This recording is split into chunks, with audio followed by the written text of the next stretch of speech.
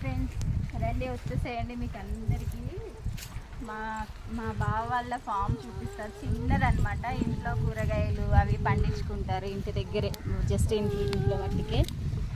చూసారా water melon,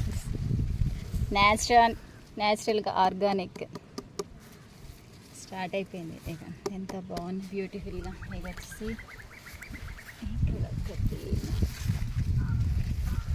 న్యాచురల్గా ఎటువంటి కెమికల్స్ లేకుండా. ఇవి వచ్చేసి దోసకాయలు తయారైపోయినాయి కాబట్టి కట్ చేసేస్తున్నాను. చూడండి ఎంత బాగున్నాయి న్యాచురల్గా.